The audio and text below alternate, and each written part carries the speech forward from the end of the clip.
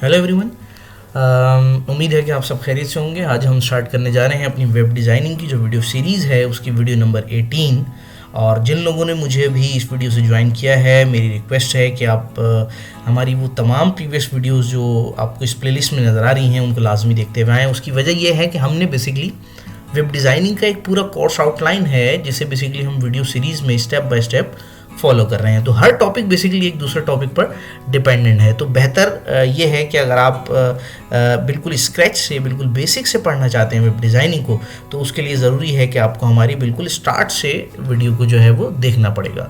और जिन लोगों ने अभी तक हमारे चैनल को सब्सक्राइब नहीं किया, मेरी उन सबसे रिक्वेस्ट है कि प्लीज़ प्लीज़ प्लीज़ हमारे चैनल को सब्सक्राइब करें, हमारे चैनल को शेयर करें, ताकि वो लोग जो बेसिकली नीडी हैं और जिनको ज़रूरत है, जो पढ़ना चाहते हैं, आप समझते हैं कि इन जो है वो आपके रिलेटिव्स में, आपके फ्रेंड लिस्ट में वो लोग हैं जो अपना कैरियर स्टार्ट कर रहे हैं अभी, तो उनके साथ प्लीज़ लाजमी शेयर करें ताकि वो इससे ज़्यादा से ज़्यादा फ़ायदा उठा सकें। तो चलते हैं जनाब, अपने जो कोर्स कंटेंट है उसको थोड़ा सा रिव्यू कर लेते हैं। ये देख लेते हैं कि आज हमने क्या पढ़ना है और हम कहाँ तक पढ़ चुके। तो लास्ट टाइम हम लोगों ने आई फ्रेम का इस्तेमाल किया था। हमने ये देखा था कि किस तरह दूसरी वेबसाइट जो है वो हमारे वेब पेज में इंटीग्रेट या ऐड हो सकती है, या हम अपने दूसरा वेब पेज जो है वो अपने एग्जिस्टिंग पेज में किस तरह से हम इंटीग्रेट कर सकते हैं आई फ्रेम के थ्रू। तो आज हमने स्टार्ट करना है बेसिकली फॉर्म्स को। तो देखिए कि जी फॉर्म्स क्या होता है, इसके बारे में थोड़ा सा डिस्कस कर लेते हैं, फिर हम चलेंगे जल्दी से अपने प्रैक्टिकल की तरफ। तो देखिए जी, फॉर्म बेसिकली एक सेक्शन है। ये बेसिकली यूँ समझ लें कि एक डॉक्यूमेंट का सेक्शन कहलाता है, जिसमें आपके जितने भी नंबर ऑफ कंट्रोल्स हैं वो इसके अंदर मौजूद होते हैं।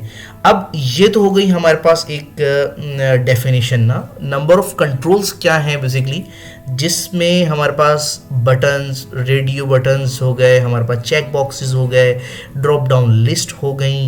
ये सब क्या चीज़ें हैं, ये हम एक एक करके इसको देखते भी चलेंगे। अच्छा जी, अब सवाल ये है कि फॉर्म्स का इस्तेमाल क्यों किया जाता है। जैसे लेट सपोज आप किसी भी एक वेबसाइट से कुछ परचेज़ कर रहे हैं, कोई ई कॉमर्स वेबसाइट से आप कुछ ख़रीदना चाह रहे हैं, तो बेसिकली आप क्या करते हैं, जब आप ऑर्डर प्लेस करते हैं तो वहाँ पे आपको अपनी इन्फॉर्मेशन देनी होती है। तो वो बेसिकली एक फॉर्म का एरिया होता है जहाँ पर आप अपना डेटा जो है वो लिखते हैं, जहाँ आप अपना डेटा प्रोवाइड करते हैं। तो बेसिकली फॉर्म क्या करता है, आपसे डेटा कलेक्शन के लिए इस्तेमाल किया जाता है। तो फॉर्म का जो मेजर इस्तेमाल है हमारे पास वेब पेज के अंदर, वो यूज़र की इंफॉर्मेशन को गैदर करना है, यानी कि यूज़र की इंफॉर्मेशन को कलेक्ट करना है, यूज़र की इंफॉर्मेशन लेकर उसे सर्वर साइड यानी कि सर्वर पे डेटाबेस में जो पीछे डेटा चल रहा होता है उसमें सेव करना है। तो मेजर फॉर्म्स का इस्तेमाल हमारे पास ये है कि इसके अंदर बेसिकली हम टेक्स्ट फील्ड्स, हम इसके अंदर बटन्स लगाएं, हम इसके अंदर बेसिकली टेक्स्ट एरिया लगाएं जहाँ पर हम अपना डेटा जो है वो यूज़र से ले रहे होते हैं, और वो फिर वो डेटा उठाकर हम उसको सर्वर पे सेव कर रहे होते हैं। इसमें हमारे पास बटन्स वगैरह भी होते हैं। फिर इसमें हमारे पास कुछ एट्रीब्यूट्स भी हैं फॉर्म्स के, जो कि इसकी हेल्प कर रहे होते हैं। वो किस मकसद के लिए इस्तेमाल किए जाते हैं, वो क्यों इस्तेमाल किए जाते हैं, वो हम चलते हैं अपने प्रैक्टिकल में, तो हम साथ साथ जो है वो उसको भी देखते रहते हैं। चलते हैं जी, अपना प्रैक्टिकल स्टार्ट करते हैं। और उसके लिए मुझे चाहिए नोटपैड, क्योंकि हम जो है वो नोटपैड में काम कर रहे हैं। और मैं बारहा ये कहता रहा हूँ कि HTML को लिखने के लिए हमारे पास मल्टीपल एडिटर्स मौजूद हैं, लेकिन उसके बावजूद भी हमने नोटपैड का इस्तेमाल करना है ताकि हम जो है वो हमारी जो बेसिकली ग्रिप है वो हमारे जो HTML के टैग्स हैं उन पर बेहतर हो सके। और उसके बाद फिर हम जो है वो एडवांस लेवल पे जाके जो है वो अपने टैग्स जो हैं वो उनको एडिटर के थ्रू यूज़ कर सकते हैं। तो चलते हैं जी, स्टार्ट करते हैं अपना प्रैक्टिकल। मैंने कहा यहाँ पर कि मेरा जो डॉक्यूमेंट टाइप है वो HTML होगा, और फिर हमने यहाँ पर HTML का टैग क्लोज कर दिया। उम्मीद रखिए कि ये वक्त भी आएगा इंशाल्लाह कि आप जो है वो एडिटर भी इस्तेमाल करेंगे, लेकिन थोड़ा सा एडवांस लेवल पर जाके। उसकी वजह ये है ताकि आप लोग जो है वो इसमें बेटर प्रैक्टिस करें। और ख़ास तौर पे मैं रिकमेंड नहीं करता जो हमारे 8, 9 और मैट्रिक क्लास के जो स्टूडेंट्स हैं उनके लिए कि वो कोई भी एडिटर का इस्तेमाल करें, क्योंकि नोटपैड बहुत बेहतर है एडिटर आपको प्रैक्टिस करने के लिए, तो बेहतर है कि आप इसका ही इस्तेमाल करें। बहरहाल ये मैंने हेड का टाइटल का टैग इस्तेमाल किया और इसमें मैं यहाँ पे हेडिंग डाल देता हूँ फॉर्म डेमो, और ये हमारे पास यहाँ पर बॉडी का टैग हुआ और मैंने ये H3 का टैग क्लोज करके यहाँ पर मैंने एक हेडिंग भी डाल दी कि हम बेसिकली पढ़ने जा रहे हैं फॉर्म डेमो को। इसको मैंने कंट्रोल S करके सेव किया, और सेव करने के लिए उसने मुझसे कहा कि भाई फाइल कहाँ सेव करनी है, मुझे उसे लोकेशन बताना होगा। एक चीज़ मैं आपको थोड़ी सी और इसमें बताता चलूँ, ख़ासतौर पे 8, 9 और 10 क्लास के स्टूडेंट्स को कि उनकी जो न्यू सिलेबस बुक आई है उसमें आपको फ़ाइल सेव करने का प्रोसेस ही होता है कि आप नोटपैड की फ़ाइल में जब आप जाएंगे और यहाँ से आप इसको करेंगे सेव करने के बाद आपने इसकी लोकेशन बतानी है। वो आपने कहा डेस्कटॉप में हमने माई वेब के नाम से ऑलरेडी एक फ़ोल्डर बना के रखा हुआ है जिसमें हमारी सारी फाइलें मौजूद होती हैं। यहाँ से हमने फॉर्म demo.html क्यों लिखा जाता है ये हमने बिल्कुल पहली जो हमारी प्रैक्टिकल की वीडियो थी उसमें मैंने आपको डिफ़ाइन किया था कि बेसिकली HTML जो एक्सटेंशन है इसका मकसद क्या है। खैर इसको सेव कर लेते हैं। सेव करने के बाद आते हैं अपने फोल्डर में और हमारी जो फॉर्म डेमो का पेज है इसे मैंने राइट क्लिक करके ओपन कर लिया। आप चाहे डबल क्लिक करके भी ओपन कर सकते हैं। और बाय डिफ़ॉल्ट जो है मैंने अपना जो इसमें जो मैंने रीडर रखा हुआ है बेसिकली वो रखा हुआ है मैंने ब्राउज़र। अब आप ये देखिए जनाब कि हमारा जो फॉर्म डेमो की हेडिंग है वो यहाँ पर आ चुकी है। अब मैं क्या करता हूँ, मैं फॉर्म की जो टैग्स हैं मेरे पास मैं उनका इस्तेमाल करता हूँ और ये मैंने फॉर्म का टैग ओपन किया और ये मैंने फॉर्म का टैग बेसिकली क्लोज कर दिया और मैंने यहाँ पर सिंपल सेव किया। जैसे ही मैं इसे सेव करूँगा, सेव करने के बाद मैं यहाँ पे इसे कंट्रोल R करूँगा। अब देखिए हमारे पास यहाँ पर कुछ भी नया नहीं आया। उसकी वजह ये है कि बेसिकली एक सेक्शन है, एक कंटेनर है। अब इसमें बेसिकली आपने अपने सारे कंट्रोल्स ऐड करते चले जाना है। अब इसमें कंट्रोल्स किस तरह से ऐड होंगे वो देखते हैं। देखिए जी, सबसे पहला हमारे पास जो कंट्रोल है जो सबसे बहुत ज़रूरी है, बहुत इम्पॉर्टेंट है, वो है हमारे पास इनपुट फील्ड का कंट्रोल। ये बेसिकली एक सेल्फ क्लोजिंग टैग कहलाता है। इसमें हमने बताया इनपुट टाइप, इसकी टाइप क्या रखनी है ये हमें बताना पड़ेगा। यहाँ पे कंट्रोल एस करते रहिए साथ में। अच्छा देखें जी, इनपुट का मकसद यहाँ पर क्या है। देखें कंप्यूटर में जो है आप सबको पता है कि मैं ये समझता हूँ कि वो लोग जो भी मुझे देख रहे हैं, जो सुन रहे हैं, वो इस बात को जानते हैं कि इनपुट एंड आउटपुट क्या होता है। तो कंप्यूटर में बेसिकली इनपुट एंड आउटपुट का कॉन्सेप्ट है, आईओ का कॉन्सेप्ट है। तो इनपुट का मकसद यहाँ पर यह है कि आपका जो विजिटर है या आपका जो यूज़र है जो इस टाइम आपकी वेबसाइट पर मौजूद है वो अपना डेटा इनपुट कर रहा है, वो अपना डेटा प्रोवाइड कर रहा है। तो इट मीन्स कि हमने यहाँ पर एक इनपुट फील्ड बनानी है कि आप उससे डेटा ले सकें। तो मैंने यहाँ पर कहा इनपुट टाइप और मैंने यहाँ पर लिख दिया टेक्स्ट, यानी कि मैं एक टेक्स्ट फील्ड बनाने जा रहा हूँ। मैंने सेव किया, वापस आके कंट्रोल R किया। अब आप ये देखिए कि ये एक बॉक्स बन गया हमारे पास जिसमें आप कुछ डेटा लिख सकते हैं। ये बेसिकली क्या है, ये एक टेक्स्ट टाइप की फील्ड है, एक टेक्स्ट टाइप का इनपुट है जो हमने यहाँ पर इसे लगा दिया। अभी देखिए ये एक इनपुट का टैग हुआ, ये एट्रीब्यूट हो गया और ये उसकी प्रॉपर्टी हो गई। अब मैं यहाँ पे अगर इनपुट की जगह मैं यहाँ पर कुछ और लिखूँ, जैसे लेट सपोज मैं यहाँ पे लिखूँ इनपुट टाइप बटन कर देता हूँ मैं और कंट्रोल एस करके यहाँ पे इसको रिफ्रेश करता हूँ, तो देखिए ये एक बटन बन गया, लेकिन अब इसके ऊपर कुछ वैल्यू मौजूद नहीं है। अच्छा, ये जो मैंने बटन बनाया है ये बेसिकली HTML 4.0 का टैग है जिसमें हम बटन इस तरह से बनाते थे। बहरहाल HTML 5 में बटन का टैग ही अलग इंट्रोड्यूस करवा दिया गया, जो कि एक बहुत अच्छी प्रैक्टिस है। आप चाहें तो HTML 5 का ही इस्तेमाल करें। बहरहाल ये मैंने आपको एक एग्जांपल देनी थी जिस वजह से मैंने आपको बताया कि आप यहाँ पर इनपुट टाइप टेक्स्ट लिखें, आप यहाँ पर इनपुट टाइप बटन लिखें, तो इस तरह से आपके पास डेटा आता है। अब जैसे लेट सपोज मैं आपसे ये कहता हूँ कि मैंने यहाँ पर लिखा इनपुट टाइप टेक्स्ट और मुझे ये जो टेक्स्ट है इस फील्ड का कोई ना कोई नेम भी रखना पड़ेगा ताकि मैं उसे उस नाम से बुला सकूं। ये एक बहुत ही अच्छी और बेहतर प्रैक्टिस होती है कि आप हर फील्ड का नाम देते चले जाएं। तो बहरहाल मैंने यहाँ पे इस फील्ड का नाम रखा। मैंने जैसे कहा कि ये मेरे पास एक नेम की फील्ड होगी, या जैसे लेट सपोज मैं कह देता हूँ कि ये मेरे पास होगी यूज़र नेम की एक फील्ड। और इसमें मैंने क्या किया कि मैंने नेम बनाया, टेक्स्ट बना दिया, ठीक है जी। यहाँ के कंट्रोल R किया। अब देखिए कोई फ़र्क नहीं पड़ा, क्योंकि हमने बेसिकली क्या किया है कि इस फील्ड का नेम रखा है। अच्छा, मैं एक काम ये करता हूँ कि हम एक रियल टाइम फॉर्म जो है वो फॉलो करते चलते हैं, जिसमें मैं एक ये इमेजिन कर रहा हूँ कि हम बेसिकली एक रजिस्ट्रेशन फॉर्म बना रहे हैं। वो रजिस्ट्रेशन फॉर्म बेसिकली किसका रजिस्ट्रेशन फॉर्म है, यूँ कह सकते हैं कि वो एक वेबसाइट पे रजिस्टर्ड होने का फॉर्म है। तो मैंने सिंपल क्या किया, मैं ये चाहता हूँ कि हमारे पास क्या क्या फील्ड्स हों ये हम देख लें। तो मैंने कहा कि जी सबसे पहले तो हमें यूज़र का नेम लेना है। तो मैंने एक फील्ड बनाई और मैंने यहाँ लिखा फर्स्ट नेम। एक टेक्स्ट फील्ड होगी जिसका नाम होगा फर्स्ट नेम, कंट्रोल R किया मैंने, ठीक है जी। ये रिफ्रेश हो गया। फिर एक मेरे पास टेक्स्ट फील्ड होगी, इनपुट फील्ड होगी, जो कि मेरे पास कौन सी फील्ड होगी, मैंने कहा input type is equal to, और यहाँ पर मैंने कहा कि हम बेसिकली एक और टेक्स्ट फील्ड ले लेते हैं और इस टेक्स्ट फील्ड का नाम हम रख देंगे कि ये हमारे पास जो है वो फादर नेम होगा। ये हमने अपनी एक और वो बना ली, इनपुट फील्ड बना ली, और इसको यहाँ पे हमने सेल्फ क्लोज कर दिया, सेव किया। सेव करने के बाद कंट्रोल R किया।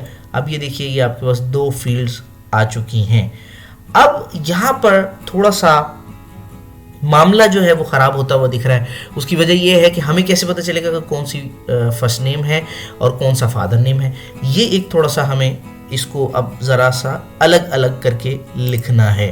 तो एक हमारे पास टैग होता है लेबल का।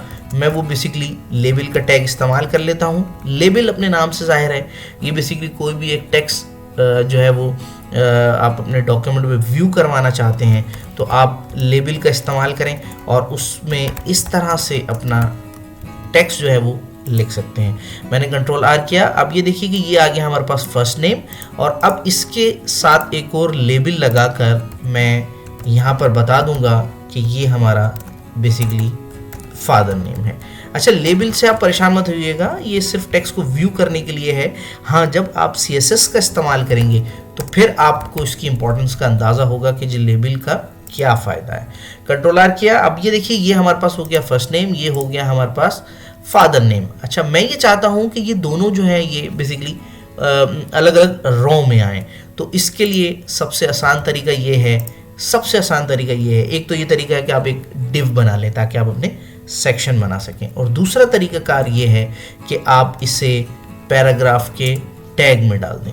जब आप इसको पैराग्राफ में ऐड करेंगे तो बेसिकली एक दो पैराग्राफ बन जाएंगे। और आपको ये ऑलरेडी पता है, अगर आप मेरी वीडियो फॉलो करते हुए आए हैं, कि पैराग्राफ से हमें क्या फ़ायदा होता है। हमारा कंटेंट जो है वो बेसिकली सेग्रीगेट हो जाता है। मैंने सेव किया, दो पैराग्राफ लिए, दोनों में मैंने अपनी फील्ड ऐड की, कंट्रोल R किया। अब ज़रा गौर करिएगा कि ये दोनों की लाइंस जो हैं वो चेंज हो गई हैं। बहरहाल ये हमने दो फील्ड ले ली, फादर नेम ले लिया और हमने नेम ले लिया। अब मुझे ये करना है कि अब मुझे बेसिकली रिक्वायर्ड है कि मैं फ़ोन नंबर लेना चाहता हूँ। तो मैंने दोबारा से पैराग्राफ का टैग स्टार्ट किया और ये मैंने क्लोज़ किया, और यहाँ पर मैंने लेबल में बता दिया कि भाई हमने ये काम करना है कि एक फ़ोन नंबर एक अदद हमें रिक्वायर्ड है। तो मैंने यहाँ पे आकर लिख दिया फ़ोन, और यहाँ पर मैं आके अब अपनी इनपुट फील्ड दोबारा से स्टार्ट करता हूँ और मैंने यहाँ पर आकर लिखा इनपुट, मुझे ये सेल्फ क्लोज टैग में डालना था और मैंने ये इनपुट टैग क्लोज कर दिया। टाइप में मैंने यहाँ पर आकर बता दिया कि ये मेरी टेक्स्ट की टाइप होगी, और नेम में मैंने यहाँ पर आपको आके बता दिया कि भाई ये फ़ोन नंबर है। अच्छा, एक चीज़ मेक श्योर कर लें कि बेसिकली फ़ोन नंबर की टाइप टेक्स्ट नहीं होती। टेक्स्ट बेसिकली अल्फ़ाबेट के लिए इस्तेमाल किया जाता है, जैसे कैरेक्टर्स होते हैं हमारे पास ABCD के लिए इस्तेमाल किया जाता है। अच्छा, जो फ़ोन नंबर है वो बेसिकली एक नंबर टाइप का होता है, उसकी टाइप डिफरेंट होती है, वो मैं आपको बताता हूँ क्या होती है। लेकिन अभी मैं आपको ये बताता चलूँ कि अब आप ये देख रहे हैं कि फ़ोन नंबर में हम अल्फ़ाबेट डाल सक रहे हैं, हम जो है वो इसमें भी अल्फ़ाबेट जा रहे हैं, इसमें भी अल्फ़ाबेट जा रहे हैं। तो बेसिकली जब भी आप फॉर्म बना रहे होते हैं तो उसकी तरतीब से बना रहे होते हैं कि आप के जो डेटा है उसकी इंटीग्रिटी रहे। थोड़ा सा मुश्किल लफ्ज़ इस्तेमाल किया। इंटीग्रिटी का मतलब होता है तरतीब। जैसे लेट सपोज आप अगर यूज़र से डेटा मांग रहे हैं, तो अगर किसी ने फ़ोन नंबर में आपका कोई भी ABCD डाल के दे दिया, तो वो बेसिकली डेटा आपके पास गार्बेज डेटा होगा।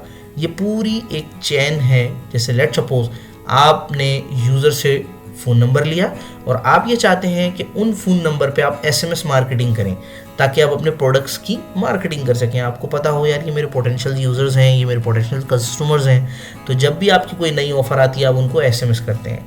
अब ज़रा गौर करिए कि यहाँ पर आप आए और आपने यहाँ पर कैरेक्टर अलाउ किया हुआ था, आपने फ़ोन नंबर की जगह ABCD डाल दिया।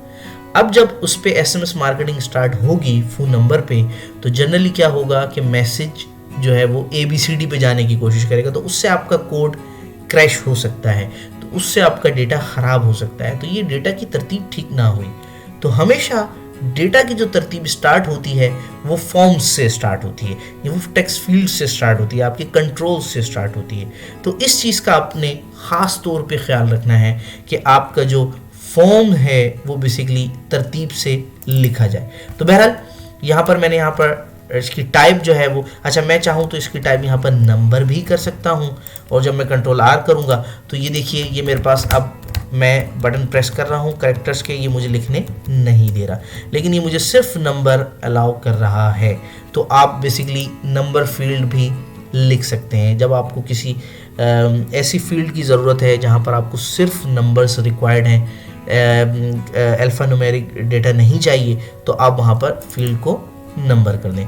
बहरहाल हमारे पास वैसे जनरल टेलीफोन के लिए या हमारे पास फ़ोन के लिए टेल के नाम से एक टाइप आती है बेसिकली, और ये बेसिकली टाइप क्या है कि आप में ये जो है वो आपको कैरेक्टर अलाउ करता है। बहरहाल इसकी एक कुछ मास्क भी है जो आप बता सकते हैं कि भाई मेरा जो डेटा है वो इस तरतीब से लिखा जाए। पहले इनिशियल में हमारे पास जो है वो